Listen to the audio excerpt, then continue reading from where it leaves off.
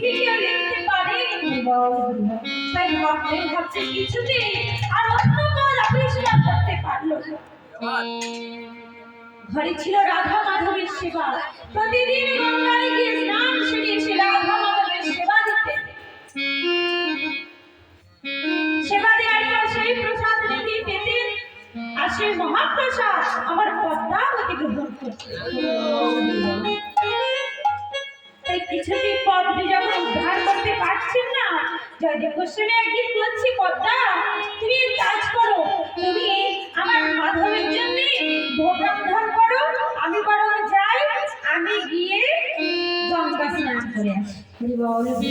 তাই যখন এই গঙ্গা স্নান করতে গিয়েছি, অমনি স্বয়ং গোবিন্দনাথ জয়দেব গোস্বামীর বেশ ধারণ করে পদ্মাবতীকে সে ডাকছে, পদ্মা, ও পদ্মা।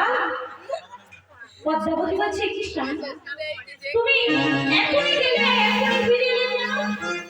বলছি, পদ্মা গো, আমার মনে হয় এবার বয়স হয়ে যাচ্ছে, জানো আমি মনে হয় আর অত দূরে গঙ্গা স্নান করতে যেতে পারবো না।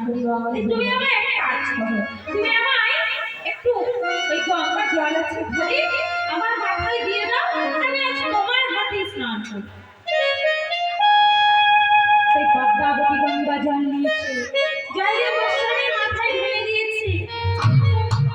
আমার গোবিন্দ আমার সেবা স্নান করলেন কৃপা করে জয়দেব গোস্বামীর কাছে, পদ্মাবতীর কাছে। স্নান করে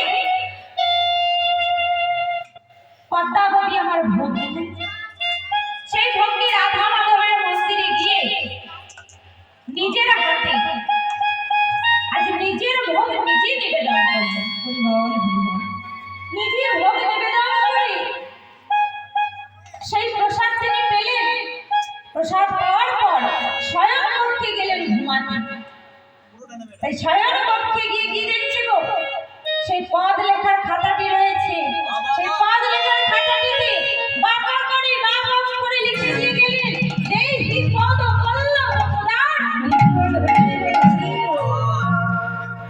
প্রতিদিনকার মতো পদ্মাবতী কি করে, জয়দেব গোস্বামী সেই মহাপ্রসাদ নিজে পায়। সেদিনও সেই মহাপ্রসাদ পেতে বসেছে, আর এমন সময় জয়দেব গোস্বামী এসে হাজির।